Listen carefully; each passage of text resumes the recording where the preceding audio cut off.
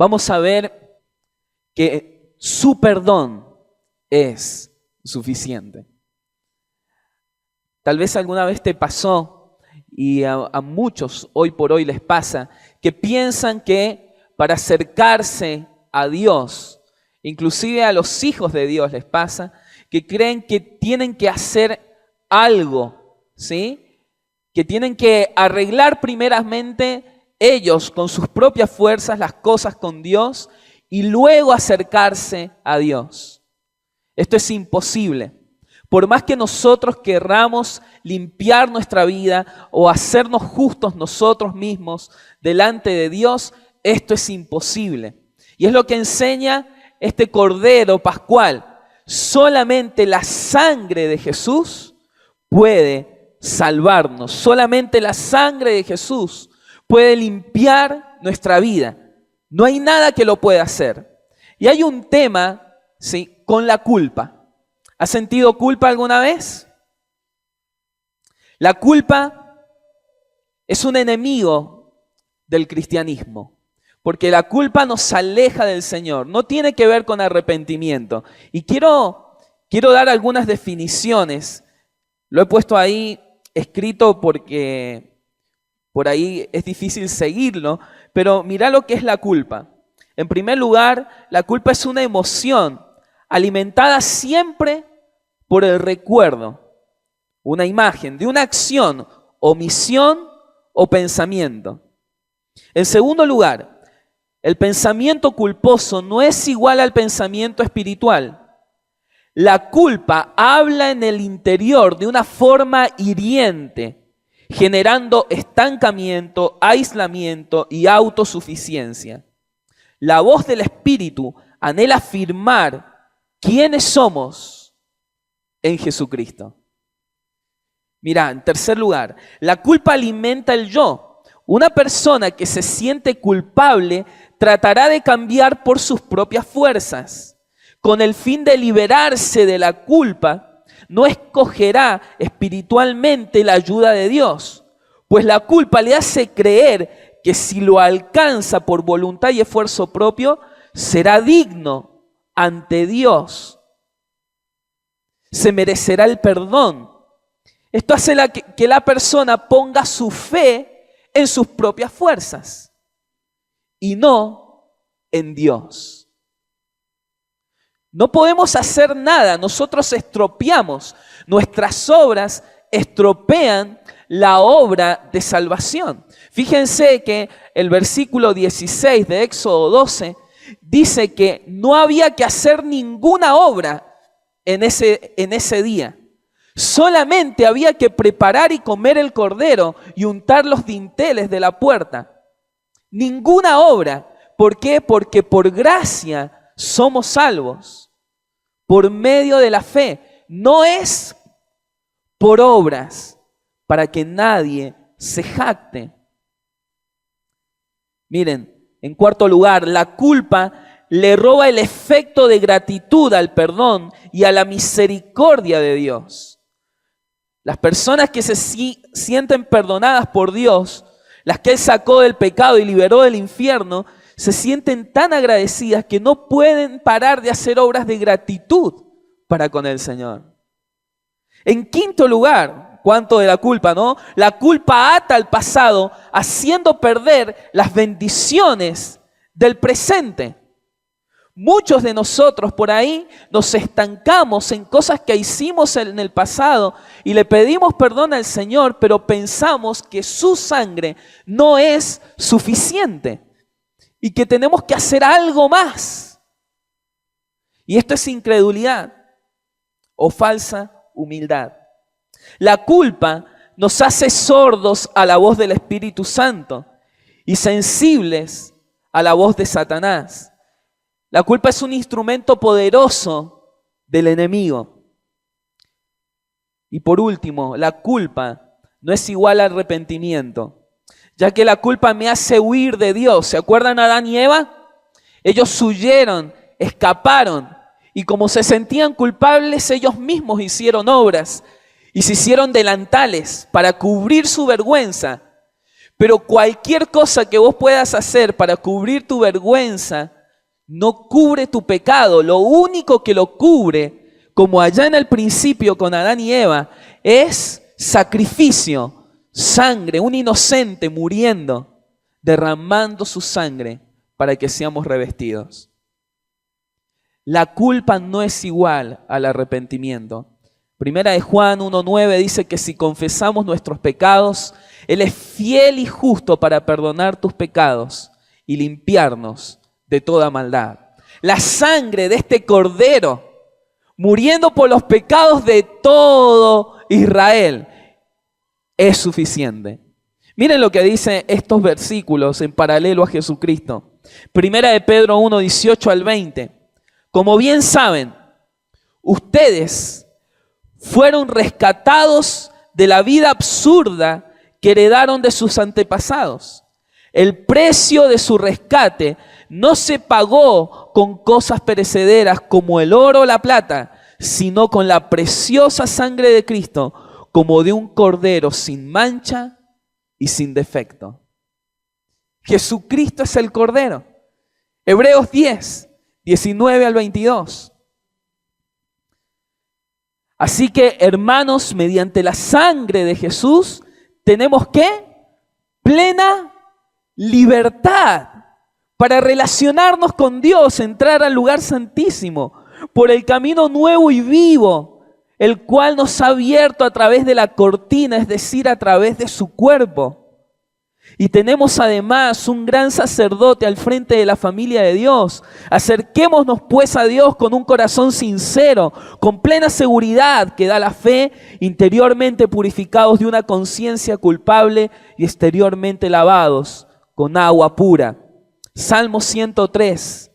Él perdona todos tus pecados y sana todas tus dolencias.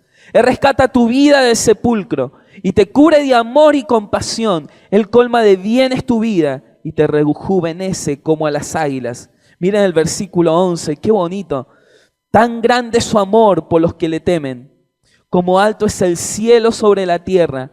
Tan lejos de nosotros echó nuestras transgresiones, como lejos del oriente está el occidente. No debemos vivir en culpa. Si acaso te has arrepentido de tus pecados y se los has confesado a Dios, Él es fiel y justo para perdonarlos. Satanás es aquel que te acusa y quiere que vivas en el pasado. Ojo, no estamos hablando de liviandad con respecto al pecado. No estamos hablando de tener una actitud pusilánime con respecto al pecado. Estamos hablando de que cada uno de nosotros, si se ha arrepentido y se presenta en humildad delante del Señor, Él nos limpia de todos nuestros pecados. Lo que está mal y no tratamos de hacer esto liviano. Miren lo que dice 2 de Corintios. Porque este pasaje establece una diferencia entre la tristeza del mundo que provoca el mundo y la tristeza que provoca a Dios. Entre la culpa y el verdadero arrepentimiento. 2 de Corintios 7:8 al 11. Pablo les ha escrito una carta y dice: no lamento haberles enviado esta carta tan severa, aunque al principio sí me lamenté, porque sé que les causó dolor durante un tiempo. Ahora me alegro de haberla enviado, no porque los haya lastimado, sino porque el dolor hizo que se arrepintieran y cambiaran su conducta. Fue la clase de tristeza que Dios quiere que su pueblo tenga, de modo que no les hicimos daño de ninguna manera. Versículo 10. Pues la clase de tristeza que Dios desea que suframos nos aleja del pecado y trae como resultado salvación. No hay que lamentarse por esa clase de tristeza, pero la tristeza del mundo, a la cual le falta arrepentimiento, resulta en muerte espiritual, porque se alejan de Dios, se sienten culpables. Versículo 11, Tan solo miren lo que produjo en ustedes esa tristeza que proviene de Dios. Tal fervor, tal ansiedad por limpiar su nombre, tal indignación, tal preocupación, tal deseo de verme, tal celo, tal disposición para castigar lo malo. Ustedes demostraron haber hecho todo lo necesario para corregir la situación. Esto habla de un verdadero arrepentimiento. Esto habla de una persona que no se siente culpable y se aleja de Dios, sino que arrepentido se acerca a Dios para que Dios lo lave, lo regenere y lo haga una nueva persona. Solamente la sangre de Jesús puede hacer esto. Y solamente el Espíritu Santo puede provocar un verdadero arrepentimiento en cada uno de nosotros. Me encanta lo que produce en esta iglesia. Dice, tal disposición, tal preocupación. Dice, han demostrado haber hecho todo lo necesario para corregir la situación. Jesús es suficiente para que vivamos una vida sin culpa y nos tiene que bastar su perdón. En 10º lugar, Jesús es suficiente para saciarme. Miren lo que dice Éxodo 12, vamos a ir a la lectura de Éxodo 12, el pasaje que nos toca hoy, versículo 15. Jesús es suficiente para saciar nuestro hambre espiritual y que podamos vivir una vida en libertad y sin suciedad. Versículo 15. 7 días comeréis panes sin levadura. Y así el primer día haréis que no haya levadura en vuestras casas, porque cualquiera que comiere leudado desde el primer día hasta el 7º será cortado de Israel. El primer día habrá santa convocación y asimismo en el 7º día tendréis una santa convocación. Ninguna obra se hará en ellos excepto solamente que preparéis lo que cada cual haya de comer. Y guardaréis la fiesta de los panes sin levadura. Parece otra fiesta aquí, ¿no? Porque en este mismo día saqué vuestras huestes de la tierra de Egipto. Por tanto, guardaréis este mandamiento en vuestras generaciones por costumbre perpetua. En el mes primero comeréis los panes sin levadura, desde el día 14 del mes por la tarde hasta el 21 del mes por la tarde. Por 7 días no se hallará levadura en vuestras casas, porque cualquiera que comiere leudado, así extranjero como natural del país, será cortado de la congregación de Israel. Ninguna cosa leudada comeréis en todas vuestras habitaciones. Comeréis panes sin levadura. Hay algo que queda claro en este pasaje. Y es que no había que comer nada con levadura. Panes sin levadura. No había que tener levadura en ningún lado. Ni en la casa, ni en la alacena, ni en las habitaciones, ni en el pancito que llevaba en el bolsillo, en nada. Panes sin levadura. En la palabra la levadura, muchos de ustedes tal vez saben que representa ¿qué? El pecado. El pecado. Es interesante lo que provoca la levadura. ¿Qué provoca la levadura? A ver, los panaderos. Esta mañana tenía un panadero. ¿Sí? Se leuda la masa, se infla, ¿no? Yo he puesto algunas cositas. Porque lo mismo que provoca la levadura en la masa es lo que provoca el pecado en nuestra vida. La levadura provoca poros y lugares vacíos. Lo mismo genera el pecado. En tu vida va a provocar grietas, vacío. Y vas a tener ansiedad de llenar eso y no va a ser posible. Provoca ruptura. Provoca fachada simplemente. Eso provoca el pecado. ¿No te ha pasado de alguna vez agarrar un pan que por fuera está muy bonito y lo quebrás y por dentro es puro aire, eso provoca el pecado en tu vida. Solamente fachada. Esta mañana compartía que en Marcos capítulo 11, el Señor nos habló ayer a través de este pasaje en el barrio de La Favorita. Y en Marcos capítulo 11 muestra 3 cuadros de solamente preocuparse en lo externo. Vemos en principio a un pueblo que grita Hosana al que viene en el nombre del Señor. Tenían alabanza en su boca, tenían palabras bonitas para Jesús, pero el corazón estaba lejos de Jesús, porque días después dicen, crucifíquenle. Puro pico, dirían algunos. Solamente palabras, palabras bonitas, pero lejos de Dios. Luego el Señor se acerca en el mismo pasaje a una higuera que estaba llena de hojas. Las hojas son religión. Un montón de cosas y sistemas que usamos para cubrirnos, pero no había fruto.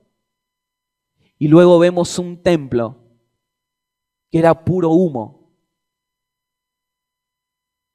pero habían convertido la casa del Señor en cueva de ladrones.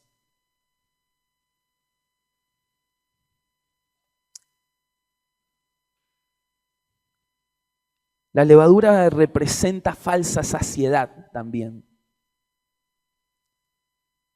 Hay personas que tienen adicciones y piensan que por instantes, por tomar un poquito de algo, quedan satisfechos. Pero quien bebe de esos pozos volverá a tener sed.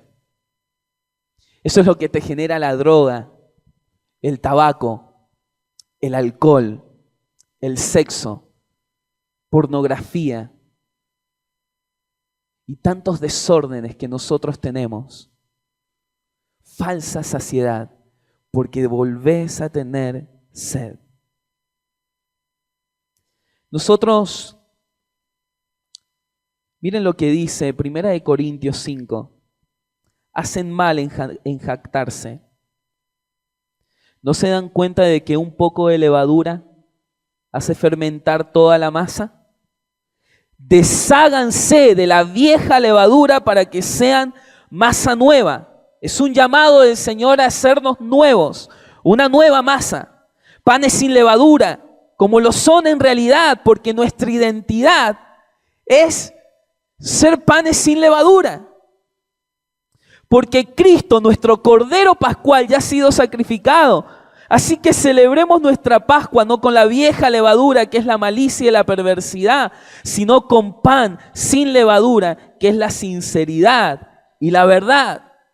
Nosotros como hijos de Dios no tenemos problema con lo mucho, tenemos problemas con lo poco. Es un poco.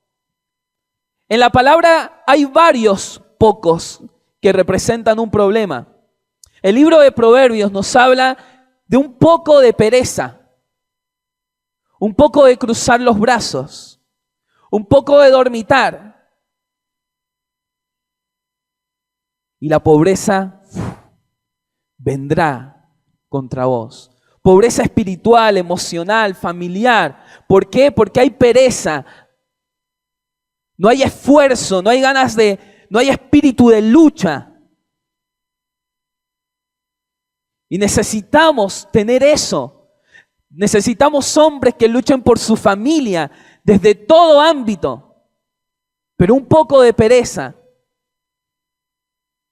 un poco de amargura, una raíz de amargura te puede desactivar para que vos no alcances las promesas de Dios. Un poco de amargura. Un poco de darle lugar al diablo mediante el enojo. ¿Con quién estás enojado hoy por hoy? No te digo que estés re enojado, un poquito. Solamente un poquito. ¿Y sabes qué? Leuda todo. Y la levadura tiene algo que tiene un efecto de fermentación, contaminación. Y va a contaminar a todos los que están alrededor tuyo. Un poco de murmuración. Compartí esta mañana que me tocó hace unos años hablar con una familia que tenía tanta amargura en el corazón. Y esto hay que resolverlo en el Señor. Si acaso acá hay alguien que está enojado hace años con alguien, quiero que entiendas que esta amargura no le afecta al otro. ¿A quién le afecta? A vos. Y estas personas estaban pero tan enojadas. Y en la charla había una nena, era la hija de ellos. Y yo veía ya cómo estaba la conversación, ¿no? Entonces le digo, ¿no les gustaría que saliera la nena de la habitación para que sigamos charlando tranquilos? Y ellos me dicen, no, somos una familia. Y ella siempre escucha todas estas cosas que hablamos. Qué tremendo el concepto ya que generamos en los niños. Cuando hablamos mal de otros, cuando establecemos prejuicios en la mente de ellos para con otros. Es interesante que hay gente que, por ejemplo, tal vez hay gente que llega acá y no conoce a Milagros, ¿no? Y de repente se encuentran con una persona que sí la conoce. Y si yo me llevo mal con ella y esa persona que no la conoce a ella empieza a hablar conmigo, tal vez se lleve una falsa imagen o prejuicios porque la contaminé. Te llevas grandes sorpresas luego cuando te juntas con la persona. Muchas veces, no sé si les ha pasado, pero muchas veces dicen, pero a mí me habían dicho que vos eras de otra manera. Contaminamos un poco de palabras maldichas, un poco de mala compañía. Miren, Éxodo 12, 38. Éxodo 12, 38 dice, también subió con ellos, cuando salen de Egipto, la gran multitud de toda clase de gentes. Cuando sale Israel de Egipto, ¿sí? Salió gente que no era del pueblo de Israel. ¿Y saben lo que dice? Miren, Números 11, 4. Números 11, 4. Dice, entonces, dice la Biblia textual, o la NTV también lo menciona así, la gentuza extranjera que viajaba con los israelitas comenzó a tener fuertes antojos por las cosas buenas de Egipto. Y el pueblo de Israel también comenzó a quejarse. Oh, si tuviéramos un poco de carne, exclamaban. Esta gente lo que hizo fue contaminar al pueblo de Israel. Nosotros nos creemos la mentira del enemigo en que podemos escuchar, que podemos ver, que podemos palpar, que podemos estar en un lugar que Dios no quiere y podemos salir intactos, sin contaminarnos. Y es mentira.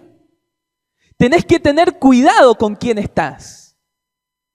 Cuidado lo que escuchás. Una pequeña mirada también habla la Biblia sobre el adulterio. Dentro de unas semanas entraremos en los 10 mandamientos y daremos fuerte a esto del adulterio. Pero se trata de un poco, no se está hablando de mucho. Un poco de prestar tus ojos a mirar a una persona y codiciarla en tu corazón. Un poco de comprometerte emocionalmente y vas a empezar a confundirte. Cuidado, solamente basta un poco, no mucho. Un poco de juicio, solamente una mota, una pajita. Es un poco. Un poco de estar cerca de lugares que nos contaminan. ¿Recuerdan el Salmos capítulo 1? Dice, bienaventurado el varón que no anduvo en consejo de malos, ni en camino de pecadores, ni en silla de escarnecedores se ha sentado. Habla de un proceso, ¿no? Habla de alguien que primero escuchó consejo, luego transitó caminos y luego se sentó. Esto es como Lot. ¿Se acuerdan Lot en Génesis? Lot, que estaba ahí, dice: yo no voy a pisar Sodoma y Gomorra. ¿Y qué hizo? Se mantuvo, primero vio y dice: no voy a ir ahí, pero voy a estar cerca de los caminos. Escuchó consejo cuando pasaban por ahí, después transitó esos caminos y luego lo encontramos cuando se va a destruir la ciudad, sentado a la puerta de la ciudad. Quienes se sentaban a la puerta de las ciudades eran aquellos que tenían algún poder o participación política. Él ya estaba sentado, instalado, tenía casa, tenía hijos, se había instalado en Sodoma. El hombre que había dicho: yo no voy a estar ahí, un poco. ¿Qué poco estás guardando en tu casa? ¿Qué poquito hay? No te estoy preguntando de lo mucho ni de lo grosero. ¿Qué poquito de levadura hay en tu casa? ¿Has revisado tu matrimonio? ¿Qué poco hay? ¿Qué poquito hay que está estorbando? ¿Hay falta de perdón? ¿Hay cosas que no están concretadas? ¿Hay un paso que no estás dando? ¿Has revisado tu familia? ¿Has revisado todas las alacenas de tu casa? Tus habitaciones más internas, tu mente. ¿Qué pensamiento hay ahí que se está metiendo? Todo, hay que sacarlo, todo. No se permite la levadura, porque se leuda todo. Hay algo que hizo el Señor en la Pascua, ¿sí? Instauró la Pascua cuando había sacado todos los ídolos. ¿Qué ídolo hay en tu casa todavía? ¿Has quemado todo? ¿Has sacado todo? ¿Es Jesús suficiente para saciarte? ¿O por las dudas llevas algo? Que acá abajo llevo una cartita. Me hace acordar del libro de Génesis, esta mujer, ¿no? Que había escondido un ídolo, lo tenía por las dudas, ¿no? Lo llevaba acá en el bolsillo, por las dudas. Y qué sé yo, confiamos, pero ¿y si no? No hay una completa fe y convicción en que Jesús es suficiente. No necesitas nada más. Nada más. Lo demás es idolatría. Jesús es suficiente.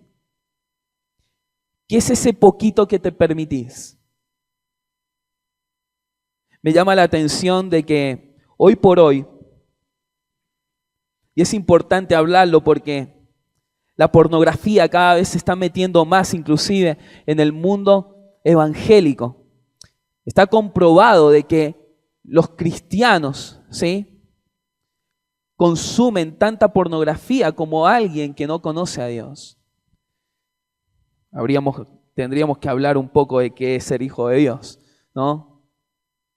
Pero esto es interesante. Saben que hoy el enemigo quiere engañarte. Hay conceptos, ¿sí?, que dicen: esto no es pornografía, es simplemente erotismo. Y contamina tu mente y corazón. Hay conceptos que se llaman pornografía blanda, que dicen, inclusive en Europa salió este concepto diciendo que esto era saludable para el matrimonio. Mirá la mentira que quiere instaurar Satanás, porque esto es diabólico. ¿Qué poco hay? ¿Qué poco hay de levadura que no has sacado? Tal vez decís: es poquito. Hay pensamientos de sensualidad en tu mente. Es que es un poquito. Leuda toda la masa y contamina a todos los que están en casa. Un verso de paso. Su palabra es suficiente. La palabra de Dios es suficiente. Qué bueno esto. ¿Sabes por qué? Porque todo lo que ha dicho Dios se va a cumplir. Todo. Y todo lo que dijo se cumplió. Te he puesto algunas cosas aquí. Él no mintió con respecto a los dioses de Egipto. No mintió. Mira lo que dice el versículo 12. Pues yo pasaré aquella noche por la tierra de Egipto y heriré a todo primogénito en la tierra de Egipto, así de los hombres como de las bestias, y ejecutaré mis juicios ¿en qué? En todos los dioses de Egipto. El Señor ejecutó su juicio sobre todos los dioses. Lo dijo y lo cumplió. No quedó ninguno. No quedó ninguno en Egipto. No mintió tampoco. En segundo lugar, con respecto al hijo de Faraón. Esto es tan triste, lo comentábamos con unos hermanos al finalizar la reunión esta mañana. Miren lo que dice Éxodo, capítulo 4, versículo 22 al 23.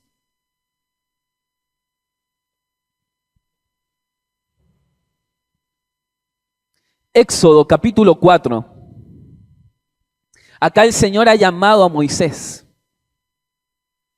Lo ha llamado y le ha dado esta misión de ir a libertar el pueblo de Israel. Moisés todavía no está delante de Faraón. Pero miren lo que dice el versículo 22. Y dirás a Faraón, Jehová ha dicho así, Israel es mi hijo, mi primogénito. Ya te he dicho que dejes ir a mi hijo para que me sirva. Ya había hablado, ¿quién? Dios con Faraón. Ya habían hablado antes de que Moisés fuera. Mas no has querido dejarlo ir. He aquí, yo voy a matar a tu hijo, tu primogénito. Faraón sabía que su hijo iba a morir. No es que se estaba desayunando a la última plaga. No. Siempre supo de qué se trataba. Pero aún así decidió endurecer su corazón. En definitiva, todas las plagas son un anuncio de lo que va a pasar con el mayor Dios que tiene Faraón. ¿Por qué digo el mayor Dios? Porque dice la palabra ahí en Éxodo, mira qué detalle importante, Éxodo 12, el versículo 29, dice, desde el primogénito de Faraón que se sentaba sobre su trono. El hijo de Faraón estaba sentado en el trono. ¿Quién está sentado en el trono de tu vida? ¿Quién es Faraón en tu vida? ¿Quién gobierna tu vida? ¿Quién es el que manda? ¿Quién es el que marca la agenda? ¿Quién es el que dice lo que se va a hacer de aquí en adelante? ¿Quién es el que dice si vas a perdonar o no? ¿Tus ganas o el Señor? ¿Quién es el que dice si vas a decidirte este año a servir al Señor? ¿Quién es aquel que va a decidir si vas a dar este paso de obediencia al Señor? ¿Vos o Dios? A quien obedezcas, ese es tu Dios. Ese es tu Señor. Y hoy estás sentado tal vez en el trono del corazón. Y ves señales que vienen. Ves señales. Y todo se trata de eso que vos y yo sabemos qué es. Porque Dios ya nos viene hablando de que eso hay que sacarlo. Hay algunos que tal vez lo sacaron, entonces ya están en paz con el Señor. Pero hay algunos que todavía siguen y siguen. Porque, es que me dijo que se iba a morir, pero no ha pasado todavía, así que le doy para adelante. Esto de jugar y coquetear con el pecado. ¿Por qué no te determinás de decir, voy a obedecer a Dios? Es triste de que siempre había advertencias. Casi en todas las plagas hubo advertencias. Hubo más advertencias, ¿sí?, que las veces que no lo hubieron. Pero aquí ya no hay advertencia. No hubo viento, ¿te acordás? Que avisaba que venían las langostas. Ya no hay viento. No hay alguien que venga y te confronte. De repente vino lo que tanto temía. Y perdió lo que más amaba.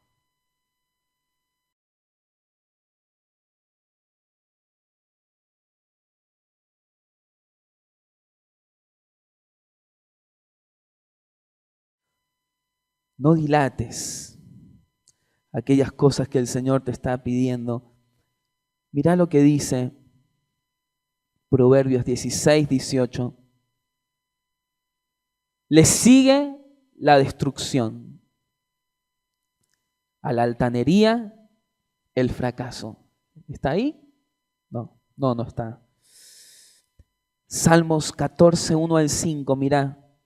Dice el necio en su corazón, no hay Dios. Están corrompidas sus obras, son detestables, no hay uno solo que haga lo bueno.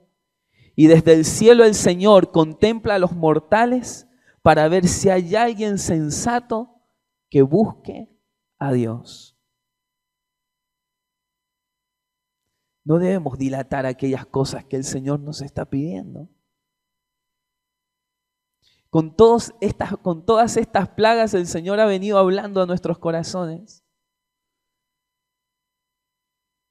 Y tal vez lo hemos dilatado hasta el día de hoy.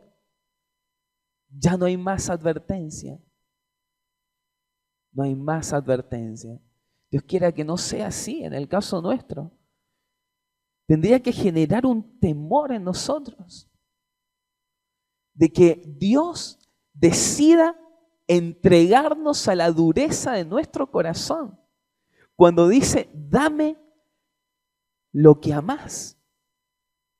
¿Qué diferencia hay entre entregar al Señor lo que más amás o en que Él te lo quite?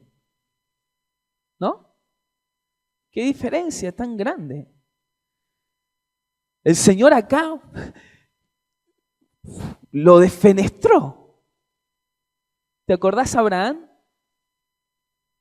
Dame tu hijo, lo único, lo que amás. Y Abraham inmediatamente fue y entregó lo único. Su proyección lo entregó. De Isaac dependía todo. ¿Qué es aquello que te está guardando, hermano querido? Tal vez llevas tantos años aquí en la iglesia y siempre en un estancamiento. El Señor dice, yo soy tu Señor. Y vos tal vez respondés sí y dirá, ¿y entonces por qué no haces lo que te digo? No dilates más. Es increíble cómo el Espíritu Santo habla a nuestros corazones en todo lugar, no solamente cuando estamos acá. Decime, tan duro podía ser Faraón que cuando llegó la plaga de úlceras y lo vio a su hijo lleno de úlceras, no habrá pensado, se me va a morir el hijo.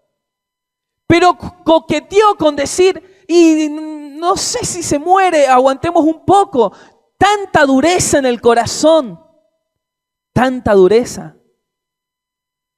Si vos no haces caso, las consecuencias, ¿sabes cuáles son? Un grito desgarrador se escuchó en todo Egipto. Y por donde camines, dice que había un muerto. Qué triste caminar por cada área de tu vida y ver muerte. Tenés que darle un corte. definitivo, determinante. Porque el Señor cumple su palabra. Aunque algunos piensan que se está tardando. No mintió con respecto a que los hijos de Él serían bendecidos. Esto me encanta de Dios. Mira lo que dice Éxodo 3, 21 al 22, búscalo. Estamos en Éxodo 12, pero mira lo que dice 3, 21 al 22.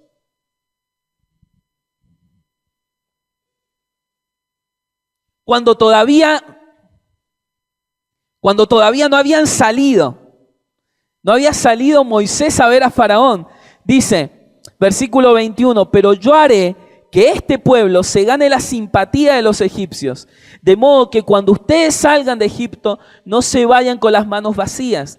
Toda mujer israelita le pedirá a su vecina y a cualquier otra mujer que viva en su casa objetos de oro y de plata y ropa para vestir a sus hijos y a sus hijas, así despojarán ustedes a los egipcios.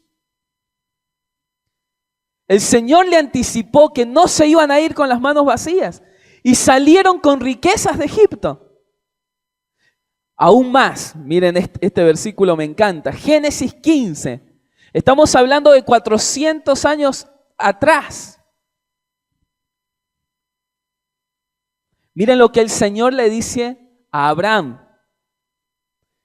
15:13, miren. El Señor le dijo, debes saber que tus descendientes vivirán como extranjeros en tierra extraña. ¿Dónde vivieron como extranjeros? En Egipto.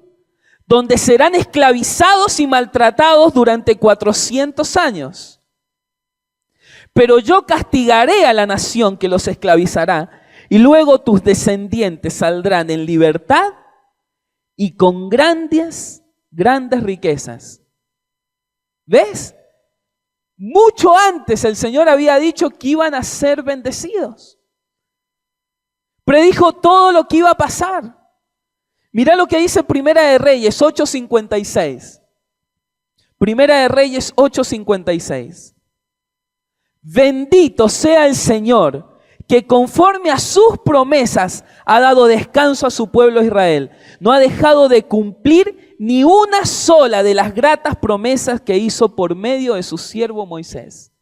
Ni una sola promesa dejó de cumplir el Señor. Todo lo que el Señor dice se cumple. Otro punto más, no mintió con respecto a todo lo profetizado sobre Jesús. Mirá, dice la palabra que tenía que ser un cordero, igual que el Señor. Tenía que ser macho de 1 año, como el Señor, muriendo en plenitud de la edad. Tenía que ser sin defecto, por eso Jesús es el cordero perfecto. Tenía que ser apartado 4 días antes. Y Jesucristo es el cordero apartado desde antes de la fundación del mundo. Por toda la Biblia ves que todo estaba preparado. Inclusive en el pasaje que te decía recién como ejemplo de Isaac con Abraham. ¿Viste que cuando va a sacrificar a Isaac, qué pasa? Había ahí un sacrificio, había un animalito que estaba ¿cómo? Estaba trabado, ya estaba preparado. ¿Para qué? Para morir en lugar de Isaac. Desde antes. Igual que Jesucristo. Tenía que ser examinado como lo hizo Jesucristo. Tenía que ser muerto y asado representando lo que el Señor sufrió. El cordero debía ser inmolado y matado por toda la congregación. Así como fue Jesucristo muerto por todos los pecados de la humanidad. Tenía que morir sin ser quebrado. Juan capítulo 19 habla de que no se quebró ningún hueso del Señor. Así como este corderito que no se podía quebrar. Justo cuando me encanta esta parte, porque justo cuando estaban ahí los 3 colgados, los malhechores y el Señor, los soldados tienen la idea era una costumbre, hay que quebrarles las piernas, ¿sí? ¿Por qué les quebraban las piernas? Porque el dolor lo que provocaba era que murieran más rápido. Y a la vez, como ellos tenían como un taco en el pie, en los pies, cuando quebraban las piernas, se desvanecían y lo que provocaba era asfixia. Y de esta manera morían. Y cuando llegaron, vieron que Jesús había ¿qué? Ya había entregado, porque nadie le quita la vida al Señor, sino que Él la puso por nosotros. Tal vez Satanás estaba moviendo y orquestando todo, diciendo, ay, que vayan rápido los soldados, así no se cumple esto del Cordero, porque todo viene tan bien. En el momento último, antes de que muera, que no se cumpla. Pero nadie puede contra el Dios Todopoderoso. Y se cumplió todo. Y Satanás fue derrotado con sus poderes y sus demonios y la muerte y el pecado. Porque Jesús es suficiente. ¿Sabes qué? Hay promesas que se han escrito para vos. Y Satanás no quiere que se cumplan. Porque la palabra le dice al Señor a Jacob, no te dejaré hasta que haya hecho lo que te he dicho. Con tu matrimonio, con tu persona, no te voy a dejar. Filipenses 1:6 dice que el que comenzó la buena obra la perfeccionará, porque Él cumplirá su propósito en mí. Pero ¿sabes qué tenés que hacer? Aferrarte a sus promesas, porque en Jesús son sí y son amén. Aferrate a Jesús. Buscá su reino y todo será añadido. Absolutamente todo. ¿Por qué? Porque solamente necesitas a Jesús. Solo Jesús, por supuesto. Solo Jesús. Jesús es suficiente motivo de celebración y gozo. Me encanta esto de que Moisés celebró la Pascua, aun cuando no había salido de Egipto. ¿Por qué lo hizo? Por fe. Dice Hebreos, por la fe celebró la Pascua y el rociamiento de la sangre, para que el exterminador de los primogénitos no tocara a los de Israel. El Señor hizo lo mismo. Está celebrando la cena, ¿no? Y va a morir luego, pero Él tenía el gozo puesto delante. Celebró. Jesús es suficiente para celebrar. ¿Por qué vivimos vidas tan amargadas, queridos? ¿Por qué vivimos en el derrotismo y en la tristeza crónica? No te digo un momento de tristeza, te hablo de que estás sumergido en la tristeza y en la preocupación. Regocíjense en el Señor. Otra vez les digo, regocíjense. Estén siempre alegres por todo. Vivimos con una cara de vientos ondas, sí, siempre. Todo el tiempo. ¿Quién va a creer? Me encanta, miren, me tomo unos minutos más con esto. ¿Qué es el contentamiento?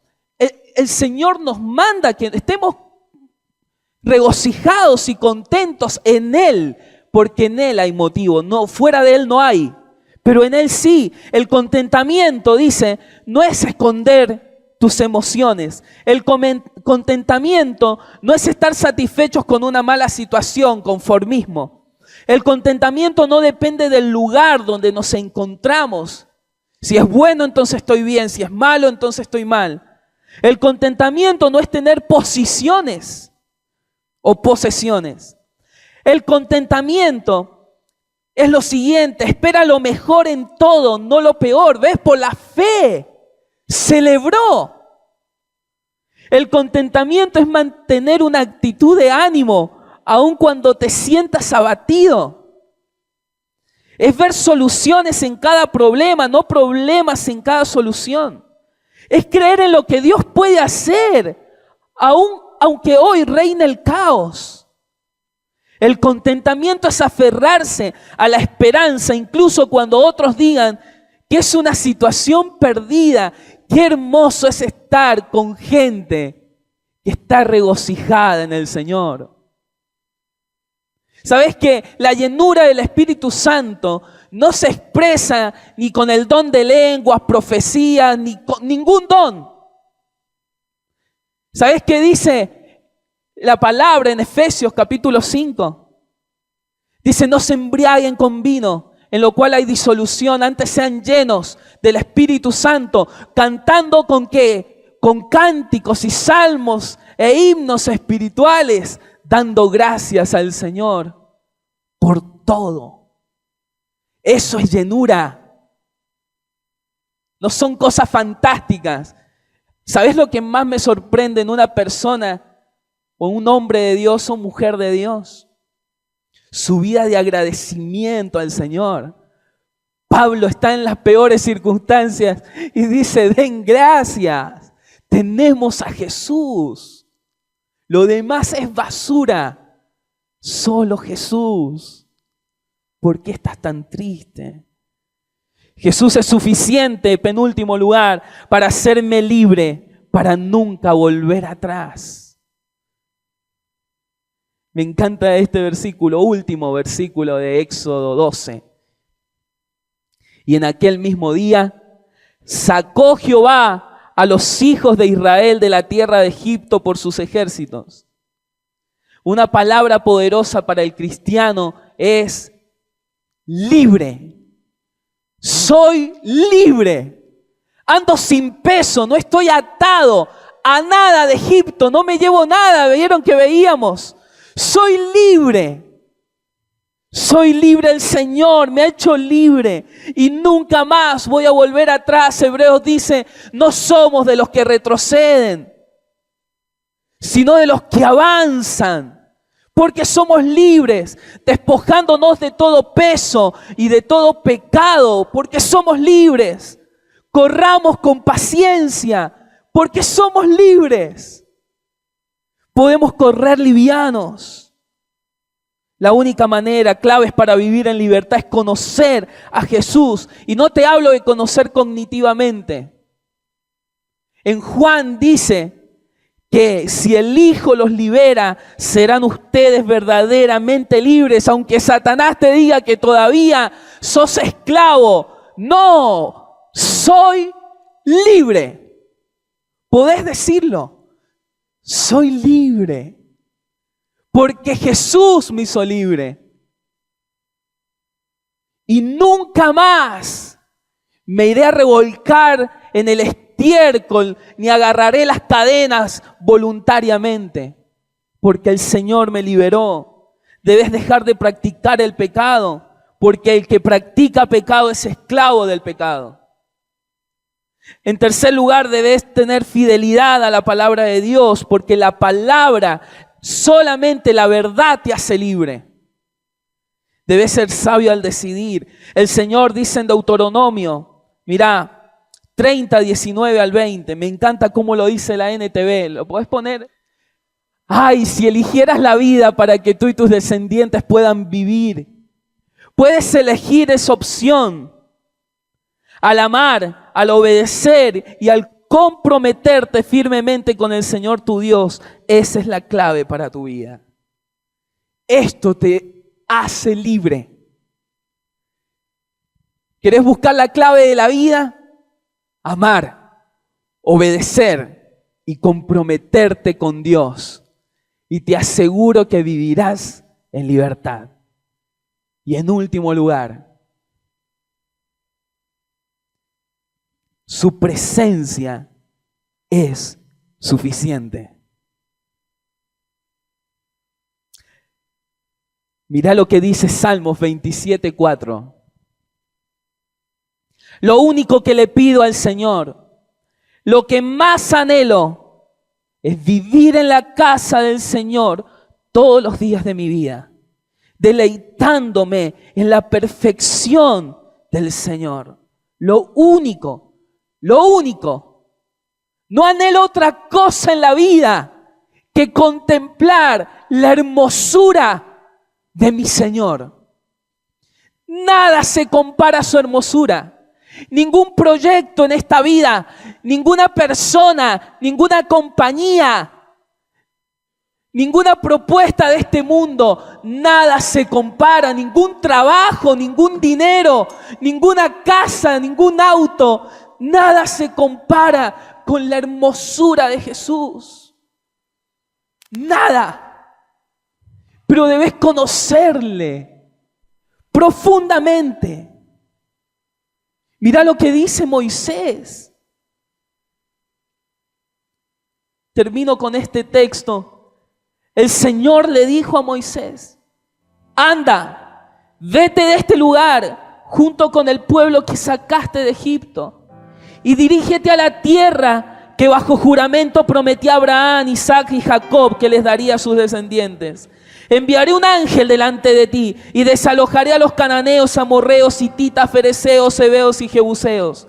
Ve a la tierra donde abunda leche y miel.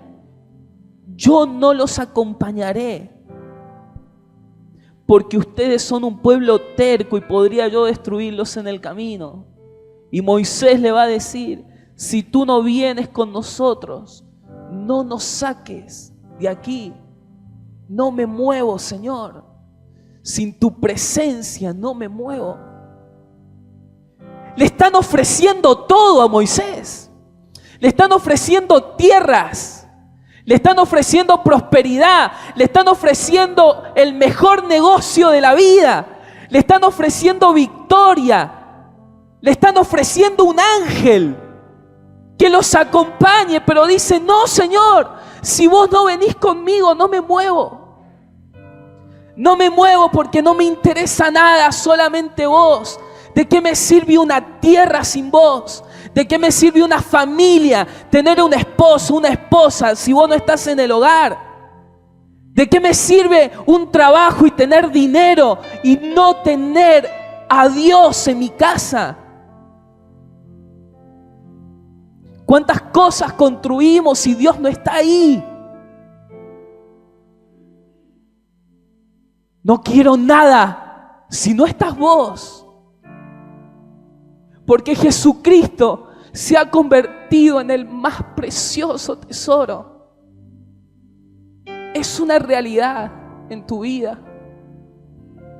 ¿Cómo quisiera, amada iglesia,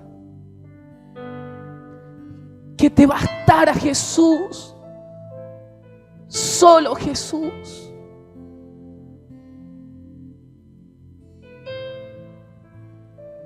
Te veo tan perdido, hermano, a veces. Te veo corriendo de acá para allá, en vicios, en tristeza.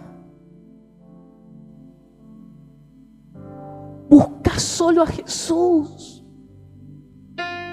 Es Jesús. Nada más. Es todo basura, dice Pablo, comparado a conocer a Jesús y hallarme en Él y ser partícipe de Él. Es solo Jesús.